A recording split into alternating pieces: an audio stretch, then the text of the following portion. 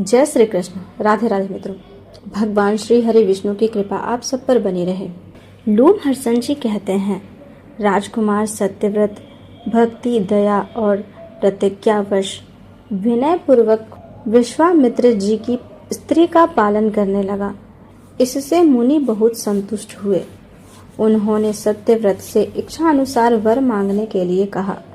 राजकुमार बोले, मैं इस शरीर के साथ ही स्वर्ग लोक में चला जाऊं। जब अनावृष्टि का भय दूर हो गया, तब विश्वामित्र ने उसे पिता के राज्य पर अभिषिक्त करके उसके द्वारा यज्ञ कराया। वे महातपस्वी थे। उन्होंने देवताओं तथा वशिष्ठ के देखते देखते सत्यव्रत को शरीर सहित स्वर्ग लोक में भेज दिया। उनकी पत्नी का नाम सत्यरथा था।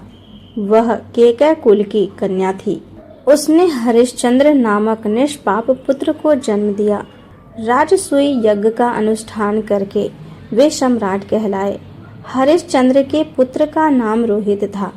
रोहित के हरित और हरित के पुत्र चक्षु हुए। चक्षु के पुत्र का नाम विजय था।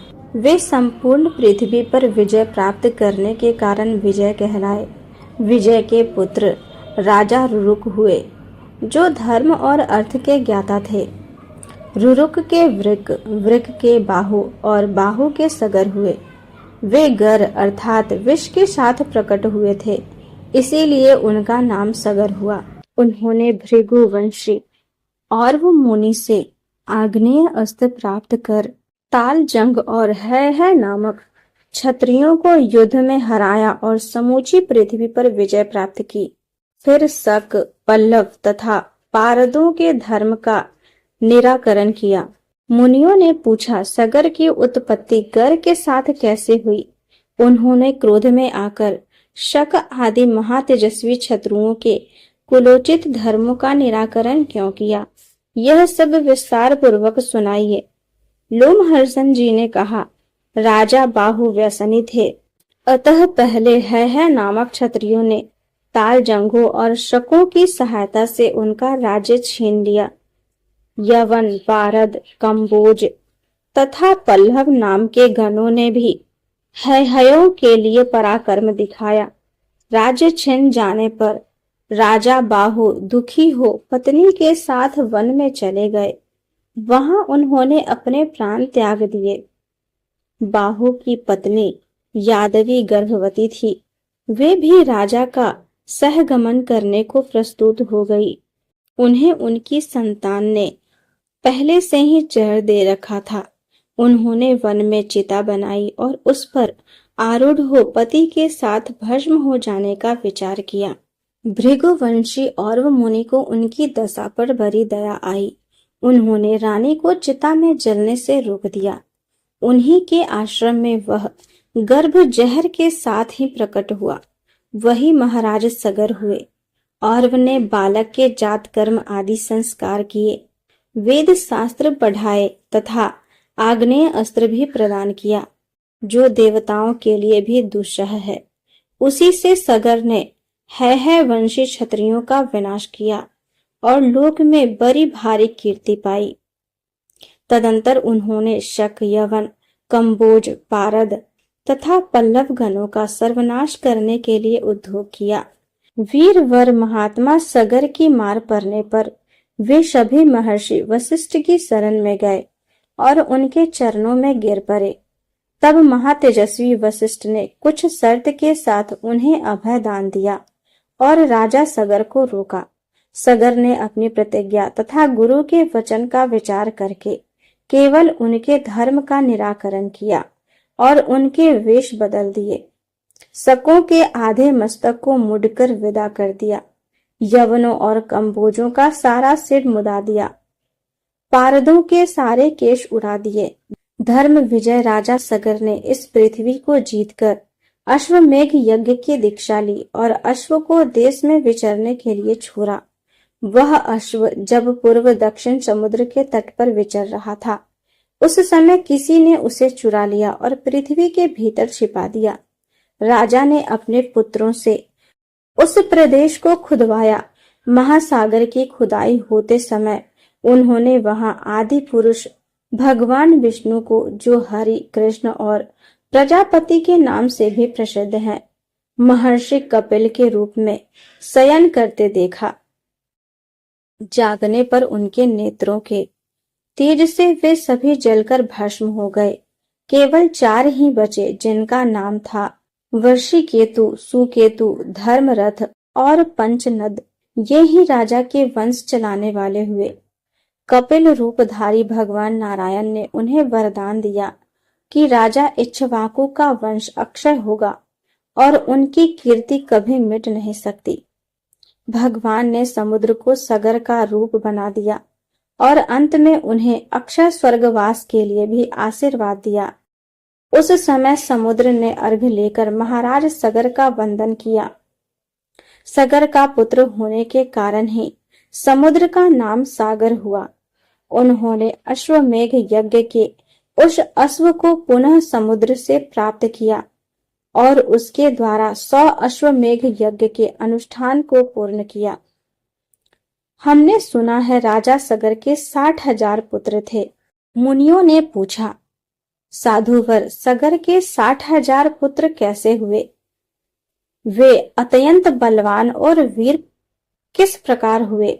लोमहर्षण जी ने कहा, सगर की 2 रानियां थी जो तपस्या करके अपने पाप दग्ध कर चुकी थीं। उनमें बड़ी रानी विदर्भ नरेश की कन्या थी। उनका नाम केशिनी था। छोटी रानी का नाम महती था। वह अरिष्ट नेमि की पुत्री तथा परम धर्मपरायणा थी। इस पृथ्वी पर उनके रूप की समता करने वाला दूसरी कोई स्त्री नहीं थी। महर्षि और्व ने उन दोनों को इस प्रकार वरदान दिया, एक रानी 60,000 पुत्र प्राप्त करेगी और दूसरी को एक ही पुत्र होगा, किंतु वह वंश चलाने वाला होगा। इन 2 वरों में से जिसकी जिसे इच्छा हो वह वही ले ले।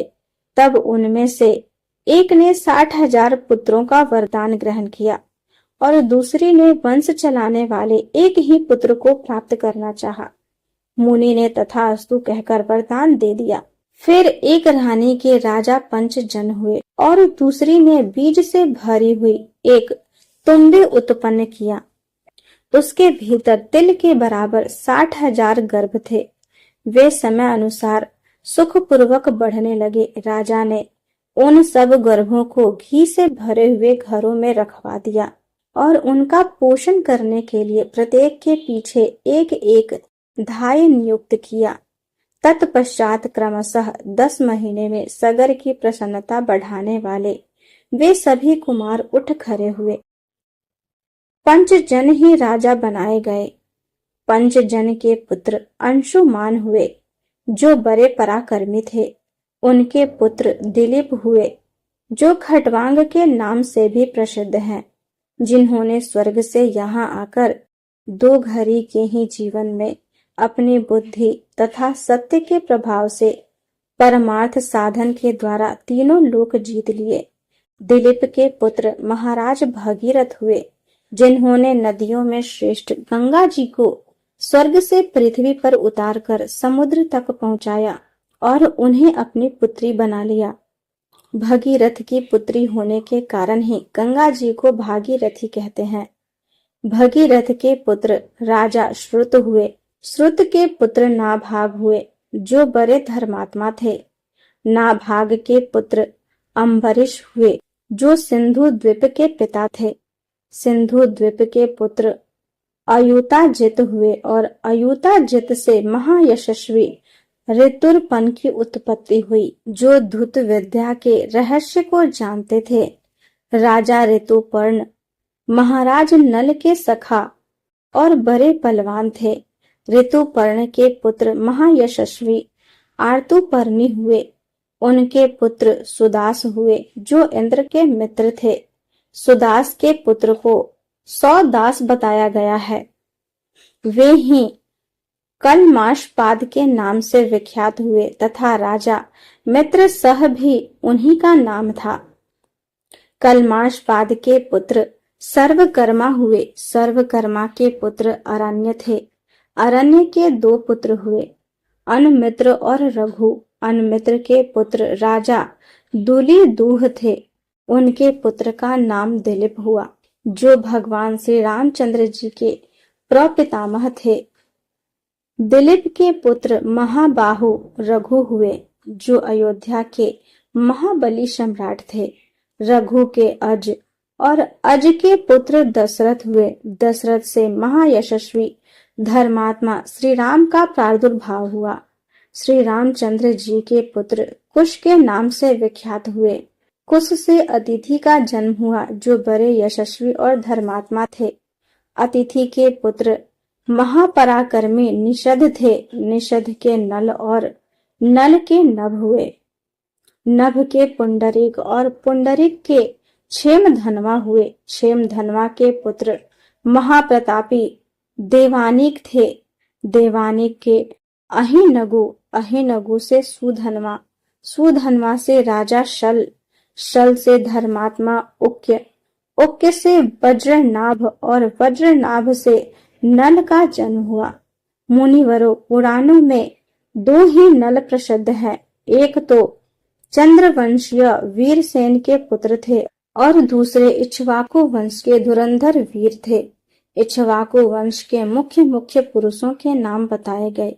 ये सूर्य वंश के अत्यंत तेजस्वी राजा थे। अदिति नंदन सूर्य की तथा प्रजाओं के पोषक श्राद्ध देव मनु की इस सृष्टि परंपरा का पाठ करने वाला मनुष्य संतानवान होता और सूर्य का सायुज्य प्राप्त करता है। आगे की कथा सुनने के लिए मेरे वीडियो को लाइक करें, अपने दोस्तों के साथ शेयर करें तथा मेरे चैनल को सब्सक्राइब करें। धन्यवाद।